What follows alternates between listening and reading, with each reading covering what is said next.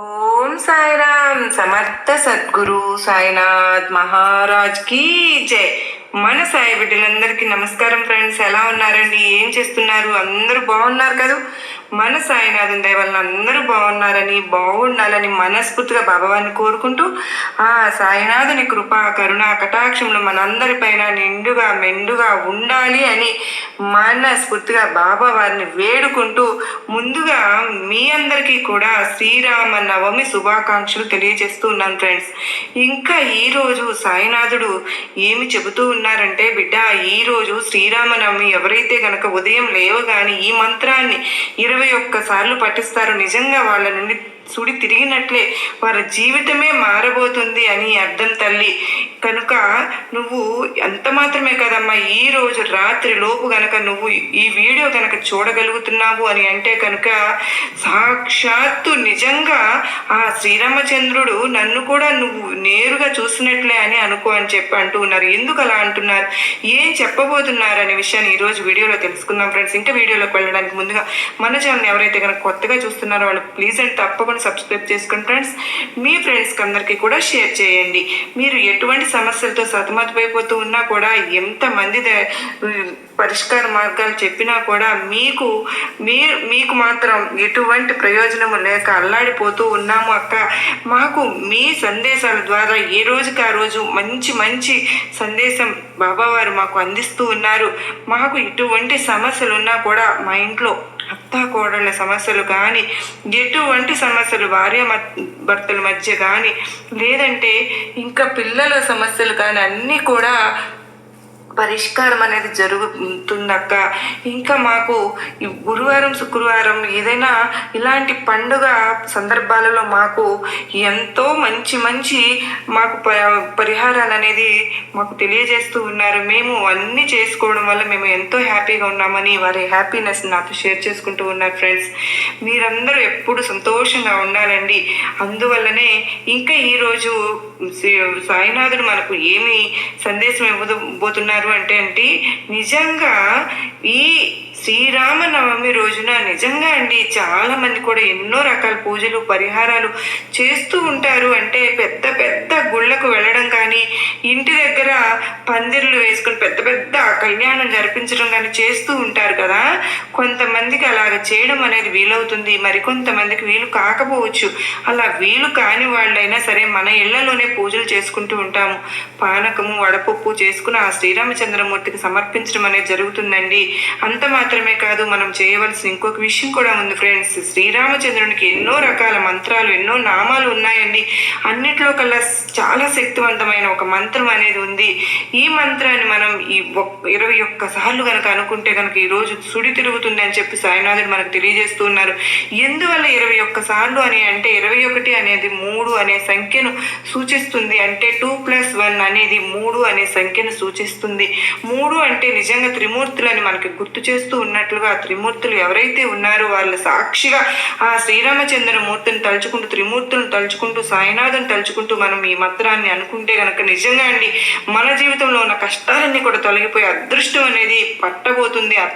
అంత మాత్రమే కాదండి అర్థం, ఈ రోజు శ్రీరామనవమి రోజు రాత్రి లోపు కూడా మనకు ఎవరైతే ఈ వీడియోని ఎవరైతే కనుక చూడగలుగుతున్నారో వాళ్ళందరూ కూడా ఎప్పుడు చూస్తే అప్పుడు ఈ మంత్రాన్ని, అక్క నాకు ఉదయం లేవగానే నేను ఈ వీడియో చూడలేదక్క, ఎప్పుడు చూస్తే అప్పుడు ఈరోజు రాత్రి లోపు సాయంత్రం అయినా సరేనండి, రాత్రిపూట పడుకునే లోపు కనుక చూడగలిగినా కూడా అదృష్టమే ఫ్రెండ్స్. చాలా శక్తివంతమైన మంత్రం. ఈ మంత్రాన్ని మనకు గుడిలో ఉన్న వాళ్ళు తెలియజేశారండి. అంత మాత్రమే కాదు ఫ్రెండ్స్, ఆయన బాబావారి గుడిలో పూజారి మనకు ఇంకొక విషయాన్ని కూడా తెలియజేశారు ఫ్రెండ్స్. ఏంటి అని అంటే కనుక ఈ శ్రీరామనవమి రోజున మనం సాయినాథునికి అండి మనకు ఆంజనేయ స్వామి గారికి ఎలా అయితే కనుక ఆంజనేయ స్వామి మన పేరుని రాసి మనం ఆయన మెడలో ఎట్లా అయితే కనుక ఒక మాలగా వేస్తామో అలాగేనండి సాయినాథునికి మనం శ్రీరామచంద్రుని కూడా తలుచుకుని మనం ఒక పేపర్ మీద సాయి అనే పేరుతో పాటు రామ్ అంటే శ్రీరాముని కూడా తలుచుకుంటూ సాయిరామ్ అని చెప్పేసి మనం 108 సార్లు కనుక రాసుకుని ఆ పేపర్ని కట్ చేసి ఒక మాలలాగా తయారు చేసుకుని మనం 108 సార్లు రాసి ఒక మాలగా తయారు చేసి సాయినాథుని మెడలో కనుక వేసామనుకోండి చాలా అంటే చాలా అద్భుతం అని పూజారి గారు తెలియదు. నిజంగా చాలా ఇబ్బందుల్లో గుడికి గుడికి వచ్చి ఇలాంటి మాలలే తీసుకొచ్చి సమర్పిస్తుంటారు సాయినాథునికి అలా అని చెప్పిన ఆయన తెలియజేస్తారండి. మన గుడికి వెళ్ళినా కానీ సరే, లేదు మన ఇంట్లో అయినా సరే సాయినాథునికి మనం శ్రీరామచంద్రునికి ఎలా అయితే పూజ చేసుకుంటున్నామో అలాగే బాబావారిని కూడా తలుచుకుని ఆయన మెడలో గనక అండి శ్రీరామునికి తలుచుకుని బాబావారి మెడలో సాయిరామ్ అంటే బాబావారిని పేరు ప్లస్ మనకి శ్రీరాములు వారి పేరు కూడా తలుచుకుని సాయిరామ్ అనే పేరును గనక రాసుకుని 108 సార్లు ఆ పేపర్ని చిన్న చిన్న ముక్కలుగా కట్ చేసుకుని ఒక మాలలాగా కట్టుకుని బాబావారి మన విగ్రహం కానీ ఫోటో కానీ ఉంటుంది కానీ మన ఇంట్లో ఇంకా ఆ ఫోటోకు వేసుకుని చాలా మంచిదండి. ఇంకా మనం అనుకోవాల్సిన మంత్రం ఏంటి అంటే ఆ శ్రీరామచంద్రుని మనం ఉదయం లేవగానే అంటే ఈరోజు పెందల కాడ లేచి ఉంటాం కదండి, ఉదయం లేవగానే చక్కగా స్నానాలు అన్నీ అయిపోయి ఉంటాయి కదా, మనం పూజలో కూర్చుంటాం. అలాంటి సమయంలో మనం మిగతా మంత్రాలు ఏమనుకున్నా కూడా వాటితో పాటు ఈ మంత్రాన్ని కూడా ఒక 21 సార్లు అనుకుందాం ఫ్రెండ్స్. ఇంకా మంత్రం ఏంటి అని అంటే శ్రీరామ రామ రామేతి రమే రామే మనోరమే సహస్రనామ తత్తుల్యం రామ నామ వరాననే. ఇంకా ఈ మంత్రాన్ని 21 సార్లు దగ్గర నుంచి 27 సార్లు 108 సార్లు వరకు కూడా మనం ఎన్నిసార్లు అయితే అనుకోగలుగుతామో అన్నిసార్లు అనుకుని చూద్దాం ఫ్రెండ్స్. నిజంగా మనసారా ఆ దేవుని తలుచుకుంటూ మనం అనుకోగలిగితే నిజంగా చాలా వరకు కూడా మంచి జరుగుతుంది. అంత మాత్రమే కాదు ఫ్రెండ్స్, ఇంకా మనం అలా సాయినాథునికి వేసిన మాలని మనం ఎన్ని రోజులు ఉంచాలి అక్క, మీరు 108 సార్లు రాసి సాయినాథుని మెడలో వేయమన్నారు కదా, ఇంకా మాలను మనం ఎన్ని రోజులు ఉంచుకోవాలి అని అంటే 9 రోజులు ఉంచుకుంటే సరిపోతుందండి. 9 రోజులు మనం గుడిలో సమర్పించినా సరే, లేదంటే కనుక మన ఇంట్లో సాయినాథుని విగ్రహానికి వేసినా సరే 9 రోజుల పాటు ఉంచుకుని ఆ తర్వాత ఆ మాలను తీసి మనం సాయినాథుని గుడికి వెళ్ళినప్పుడు దున్నులో మనం వేయడం అనేది చాలా మంచిది. సాయినాథుని దున్నులో వేయమని చెప్పేసి అక్కడ ఇచ్చారు అని చెప్పంటే వాళ్ళు ఆ దున్నులో వేసేస్తారండి. అంటే ఇలా చేసి చూడండి ఫ్రెండ్స్, నిజంగా అద్భుతం అనేది జరుగుతుందని శ్రీరామనవమి రోజున మన జీవితాల్లో మంచి మంచి విజయాలను తీసుకురావాలని నేను మనస్ఫూర్తిగా కోరుకుంటూ ఉన్నానండి. ప్రతి ఒక్కరూ ఇలా చేసుకుందామండి. అలాగే ఈరోజు శ్రీరామ నవమి రోజు మనకు 6వ తారీఖు ఆదివారం వచ్చింది కదండి. ఇంకా ఈ శ్రీరామనవమి రోజు మనం ఏం చేస్తే మంచిది అని అంటే సాయినాథుడు ఏం చెప్పబోతున్నారంటే కనుక, బిడ్డ ఈ శ్రీరామనవమి రోజు తల్లి ఆ సాక్షాత్తు శ్రీరామచంద్రుడు పుట్టిన సమయం అనేది ఒకటి ఉంది. ఆ సమయంలో కనుక నువ్వు ఇంట్లో దీపారాధన వెలిగించుకోమ్మా. ఇన్ని రోజులు కూడా ఎలాంటి ఒక కష్టాన్ని సమస్యలను భరిస్తూ ఉన్నావు, అటువంటి సమస్యలు దరిద్రం అంతా కూడా తొలగిపోయి అదృష్టం అనేది పట్టబోతుంది బిడ్డ అని చెప్పి సాయినాథుడు మనకు ఒక సందేశాన్ని పంపిస్తూ ఉన్నారండి. ఎప్పుడు బాబావారు ఏది చెప్పినా సరే ఆ సమయంలో మనం దీపారాధన చేయాలి అనేది మనందరం తెలుసుకుందాం కదా ఫ్రెండ్స్. ఇంకా వీడియోలోకి మనకు చక్కగా అన్ని విషయాలు తెలియజేస్తూ ఉన్నారు సాయినాథుడు. ఈ రోజు గనక మనం గనక సాయినాథుడు చెప్పినట్లు ప్రతి ఒక్కటి గనక పాటించుకుంటే ఆ శ్రీరామచంద్రమూర్తి ఆశీస్సులు ప్రతి ఒక్క, అసలు షిరిడీలో అయితే అండి ప్రతి సంవత్సరం నేను ఎప్పుడు షిరిడీలో ఉంటాను ఈ టైంలో. అయితే ఎంత బాగా బాబావారు చేయించేవారంటే ఆ రోజుల్లో శ్రీరామనవమి దగ్గరుండి అన్నీ బాబావారు చక్కగా చేయించేవారండి. శ్రీరామనవమి ఉత్సవాలు అనేవి షిరిడీలో కళ్ళారా చూసి తరించాల్సిందే ఫ్రెండ్స్. జీవితంలో ఒక్కసారైనా సరే మనం చూడాల్సిన ఘట్టాలన్నమాట. మనకు ఈ రోజున 6వ తారీఖు ఆదివారం కూడా వచ్చిందండి. శ్రీరామనవమి రావడం అనేది అందరి ఇళ్లల్లో కూడా ఒక కళ్యాణం లాగా, అంటే ఒక ఇంట్లో పెళ్లి జరిగితే ఎంత సంతోషంగా ఉంటుందో మనందరం కూడా హ్యాపీగా అందరం కొత్త బట్టలు ధరిస్తూ చక్కగా పిండి వంటలు చేసుకుని ఎంత హ్యాపీగా అందరం కూడా కుటుంబ సభ్యులు అందరం కూడా కలిసి ఉంటాము. అలాగే ఈరోజు శ్రీరామునికి కళ్యాణం జరిపిస్తూ ఉంటాం కదండి. ఇంటింటా కూడా పందిళ్ళు వేస్తూ ఉంటారు. ఆ శ్రీరాముని పందిల్లో కూర్చుని చక్కగా పాటలను వింటూ ఆ కళ్యాణాన్ని చూస్తూ శ్రీరామునికి సీతమ్మ వారికి కళ్యాణం చూస్తూ చక్కగా హ్యాపీగా జరుపుతూ ఉంటారు కదా పిల్లలందరూ కూడా. అలాంటి శ్రీరామనవమి రోజు నిజంగా అండి ఆ శ్రీరాముని గురించి మనం తెలుసుకోని విషయాలు ఎన్నో ఉన్నాయి ఫ్రెండ్స్. అంటే ప్రతి ఇంట్లో కూడా అండి ఉదయాన్నే లేవగానే చక్కగా ఈరోజు మనం ప్రతి పిల్లలతో సహా అందరం కూడా తలంటి స్నానం చేసుకుని కొత్త బట్టలు ధరించడం ఇలా చేస్తూ ఉంటాం కదా. అంత మాత్రమే కదండి శ్రీరాముడు ఏ సమయంలో పుట్టారు అనేది కనుక మనం తెలుసుకుంటే నిజంగా అండి మన అందరం కూడా అలాంటి ఒక సమయంలో దీపారాధన కనుక మన ఇంట్లో కనుక చేసుకుంటే చాలా వరకు కూడా చాలా మంచి జరుగుతుందండి. అసలు మామూలుగానే శ్రీరాములు వారు అంటేనే నీతికి నిజాయితీకి కట్టుబడిన ఒక మనిషి అండి. శ్రీరామమూర్తి తన తండ్రి మాటను జవదాటకుండా అయోధ్యలో 14 ఏళ్ల వనవాసాన్ని శ్రీరామచంద్రమూర్తి ముగించుకుని వచ్చిన సమయం అండి. అంత మాత్రమే తన తల్లి తమ్ముళ్ళన్నా తన భార్య భార్య అన్న ఆయనకి చాలా వరకు అభిమానం ప్రేమాభిమానంతో రామచంద్రమూర్తి చూసుకుంటూ ఉండేవారు. ఇలాగా అడవుల పాలైన శ్రీరాములు వారు నిజంగా ఎన్నో కష్టాలను భరించారండి. సీతాదేవి గురించి ఎన్నో కష్టాలను భరించారు. రావణాసురుడు మధ్యలో ఆ సీతాదేవిని తీసుకువెళ్ళడం, సీతాదేవిని పరీక్ష పెట్టడం అనేది జరిగింది కదా. అంత మాత్రమే కాదండి, ఎన్నో కష్టాలు ఒకటి తరువాత ఒకటి నిజంగా తినడానికి కూడా కష్టపడుతూ ఆకులు అలములు తింటూ ఆ అడవిలోనే గడిపారండి ఎన్నో సంవత్సరాలు.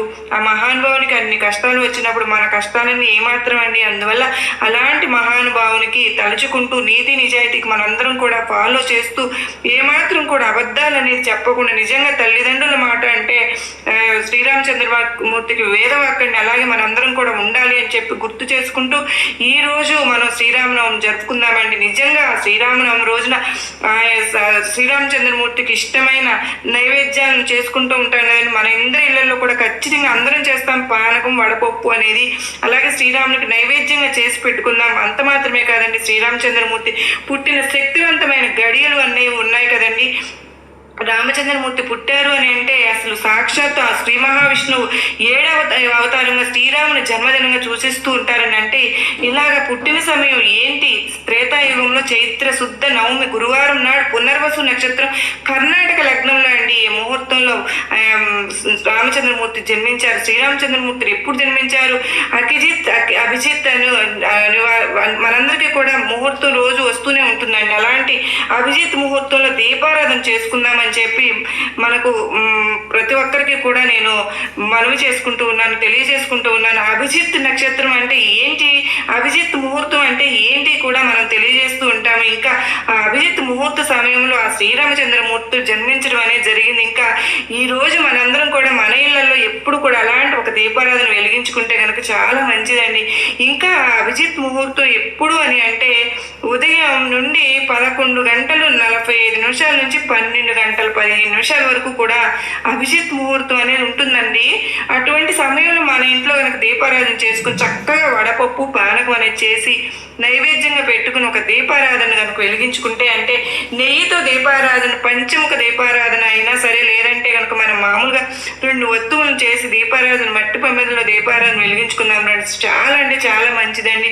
ఇంటికి ఎలాంటి ఒక నెగిటివ్ ఎనర్జీ ఉన్నా కూడా బయటకు వెళ్ళిపోవడం. నిజంగా ఎన్నో కష్టాలు మనం ఇంతవరకు అనుభవించి ఉంటాం, కానీ ఈ సంవత్సరం నుంచి అయినా సరే మనకి మంచి జరగాలి అని చెప్పి మనం కోరుకుంటూ ఆ సాక్షాత్తు శ్రీరామచంద్రమూర్తి పుట్టిన అభిజిత్ ముహూర్తంలో మనం దీపారాధన చేసుకుందాము అని అంటే నిజంగా ఎన్నో జన్మల పుణ్యం అండి. ఎలాంటి ఒక పుణ్యాన్ని ఆ భగవంతుడు పుట్టిన ఆ సమయం అనేది మనకు తెలిసి రావడం, అలాంటి సమయంలో మనం ఒక దీపారాధన చేసుకోవడం అనేది ఎంతో శ్రేయస్కరం ఫ్రెండ్స్. ఈ వీడియో మట్టుకు చూసిన వాళ్ళందరూ ప్రతి ఒక్కరికి షేర్ చేయండి. ఎందువల్లంటే వాళ్ళందరికీ కూడా మామూలుగా అందరం కూడా శ్రీరామనవమి ఇంట్లో పూజలు చేసుకుంటాం, అయితే కళ్యాణం జరిపించుకుంటూ ఉంటాం, పానకం వడపప్పు నైవేద్యంగా పెట్టుకుంటుంటాం. కానీ ఇలాంటి దీపారాధన ఇలాంటి సమయంలో ముహూర్తంలో అభిజిత్ ముహూర్త సమయంలో దీపారాధన వెలిగించుకోవడం మర్చిపోవద్దని అందరికీ గుర్తు చేయండి.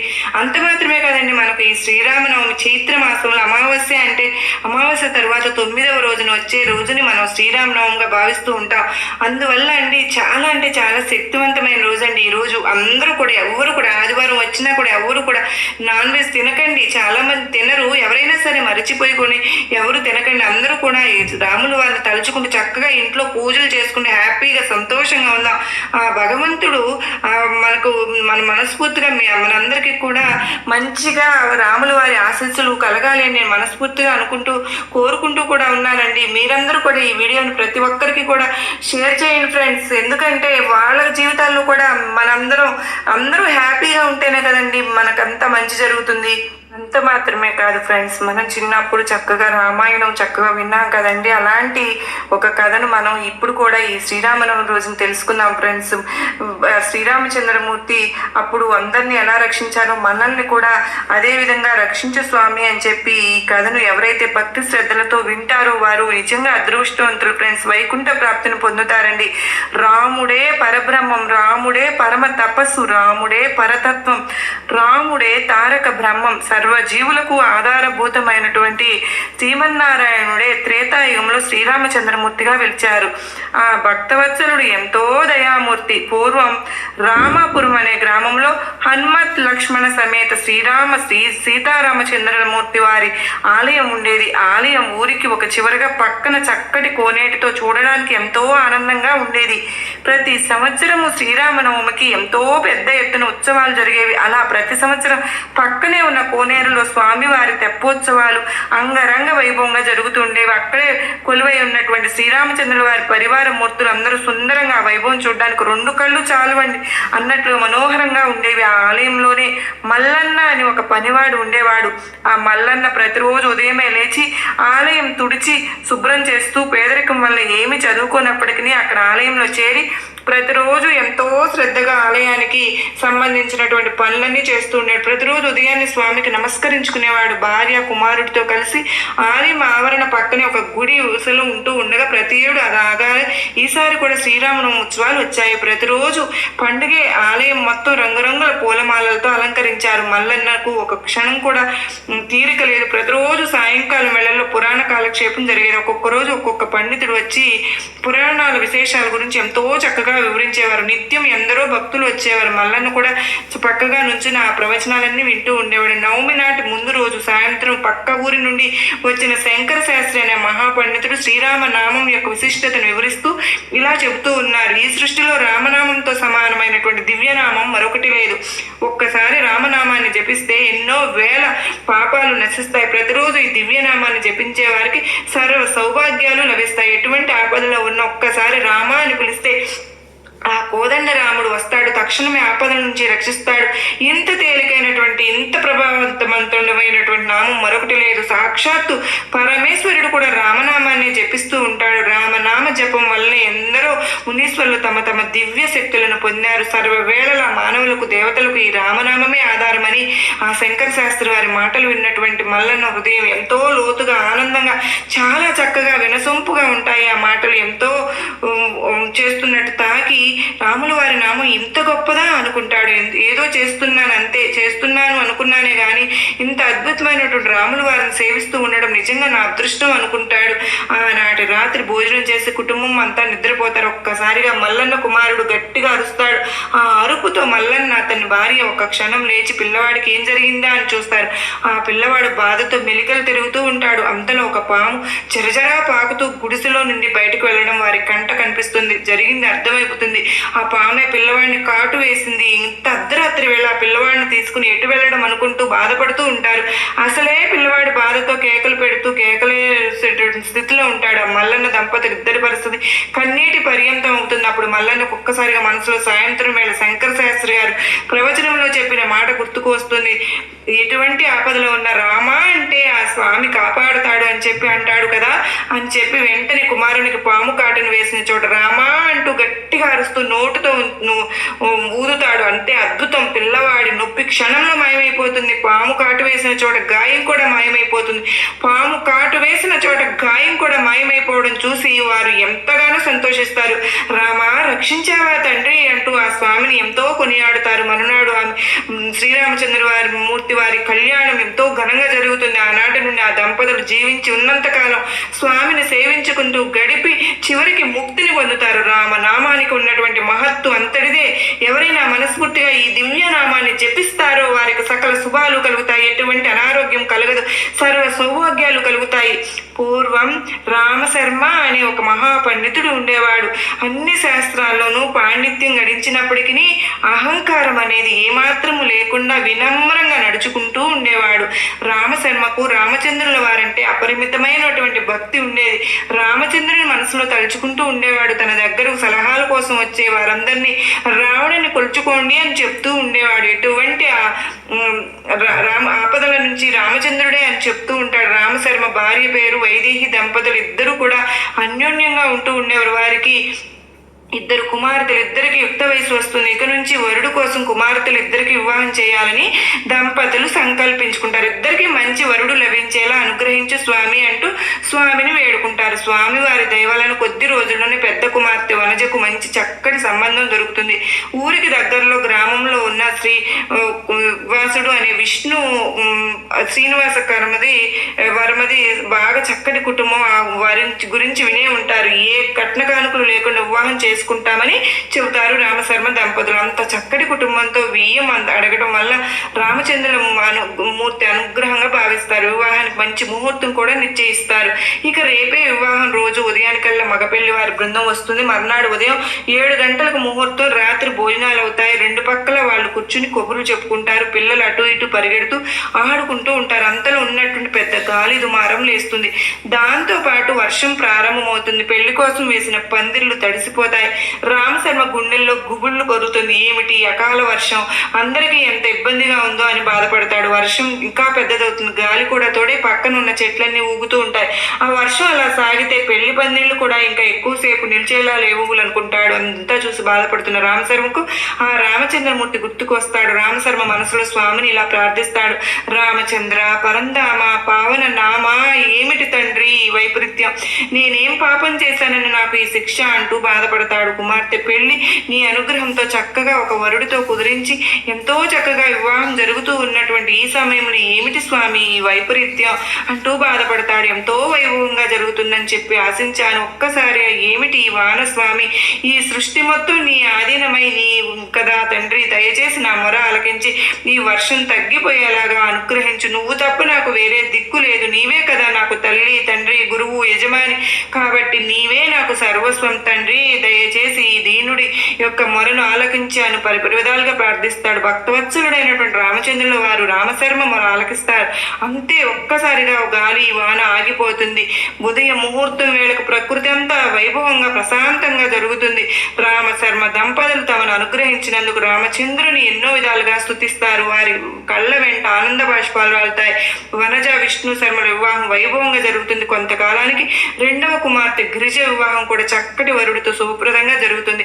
రామచంద్రుడు అశ్రిత భక్తవత్సలుడు, తనను నమ్మిన వారిని కాపాడే అమృతమూర్తి, స్వచ్ఛమైన వారిని చక్కగా జీవిస్తూ ఎప్పుడు కంటికి రెప్పలా కాపాడుతుంటాడు. వారికి సకల శుభాలు సమకూరుస్తుంటాడు, అనుగ్రహిస్తుంటారు. ఇలాగే కదండి మనం సచ్చరిత్రలో కూడా చదువుకున్నాము. సాయినాథుడు ఒకరోజు వర్షం కుండపోతగా కురుస్తూ గాలి వాన అన్నీ వస్తే సిరిడి గ్రామ ప్రజలు ప్రతి ఒక్కరూ కూడా బాబావారి ద్వారకామాయికి చేరుకుని ఎంతగానో వారి ఇబ్బందులను బాబా వారికి విన్నవిస్తారు. ఆఖరికి నోరు లేని జీవాలు కూడా సాయినాథుని దగ్గరికే సేరదీయడానికి వస్తాయి కదా. మనం అందరం చదువుకున్నాం కదా ఫ్రెండ్స్. నిజంగా అటువంటి లీల గుర్తు వచ్చిందండి నాకు ఈ కథ వింటూ ఉంటే. మన సాయినాథుడు ఎప్పుడో త్రేతాయుగంలో రాముల వారు చేసిన ఘట్టాన్ని ఎన్నో సంవత్సరాలు కాదండి, నిన్నగాక మొన్న జరిగింది. సాయినాథుడు 100 లేదంటే 100 ఈ మొన్న మధ్యన 100 సంవత్సరాల క్రితమే కదండి మన సాయినాథుడు ఎంత అద్భుతం చేసి చూపించారు. మనం చూసాం కదా, విన్నాం కదా. ఎంతో మంది ఇప్పటికి కూడా ఉన్నారండి అప్పుడు చూసిన ఆ ఘట్టం. నోరు లేని జీవాలను తనను ఆశ్రయించిన అమాయకమైన భక్తుల కోసం సాయినాథుడు ఆ రోజుట తుఫానుని ఒక్క కంఠం, ఒకే ఒక్క వాగు అన్న ఒకే ఒక్క శాంతించు అనగానే ఆగిపోయింది కదండి. అలాంటి ఈ రోజున మనందరం కూడా శ్రీరామచంద్రమూర్తి బాబావారి ఆశీస్సులు మనందరిపై ఉండాలని కోరుకుంటూ సర్వే జనా సుఖినో భవంతు. అందులోనూ శుక్రవారం వచ్చింది. సీతమ్మ తల్లి మన అమ్మవారి కృప కూడా మనందరిపైన ఉండాలని మనస్ఫూర్తిగా కోరుకుంటూ ఉన్నాను.